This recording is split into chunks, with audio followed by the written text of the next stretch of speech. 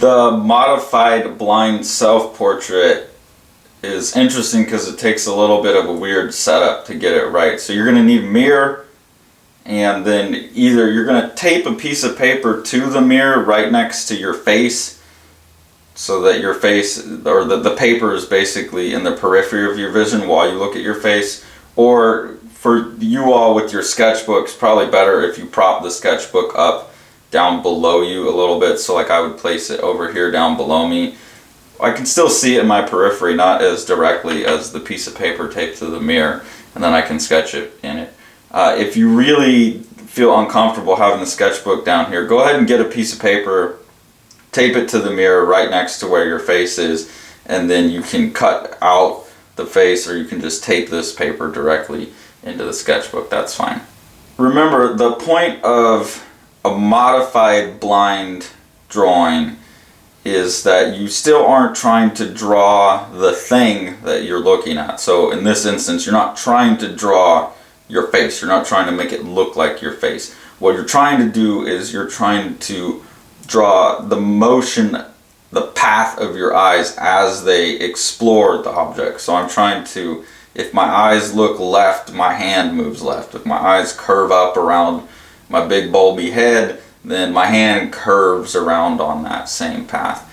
If you do it really well, it will wind up looking like the thing that you're drawing.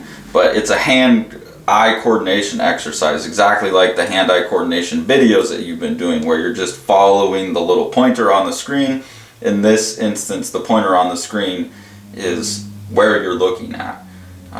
It's particularly difficult to get over the idea of not drawing a face, because you're programmed to think about faces, and especially your own face. You have such a cartoon image of what your face is in your head, it's real difficult to get past. But the idea is, the paper's in your periphery, so you can kind of see where you're drawing, but you want to stop yourself as much as possible from looking at the paper. You keep your eyes focused on the subject. And okay, so I'm going to go, now I'm looking at my own face, I'm not looking at the paper.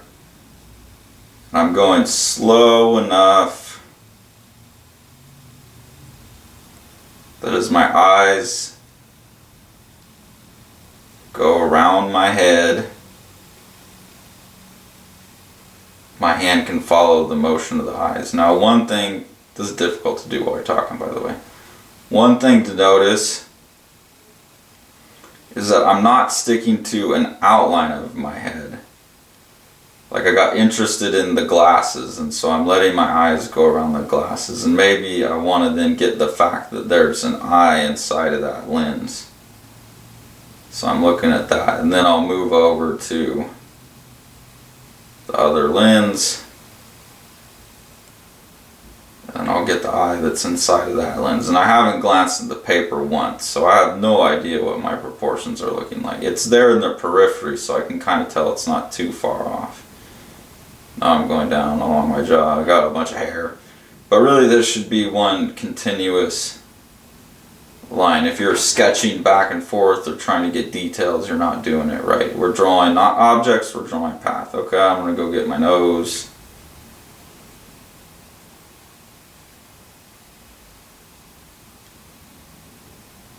As my eye moves around the object, my hand just synchronizes with the motion of my eye. Exactly like on the hand-eye coordination videos that you've done. And like maybe as I'm moving, my vision is moving from my mouth up over my cheek to my ear. There's not anything in particular you really think you need to draw on a cheek, but I'm not drawing a cheek, I'm drawing the motion of my eye across the cheek. Okay, so you can see, gave myself a really big head. It's not a perfect drawing, but it's getting your hand-eye coordination together. And the more you practice that, the better your hand-eye coordination will be. Like, besides my gigantic noggin, it's not too bad of a drawing. So that's the modified blind self-portrait.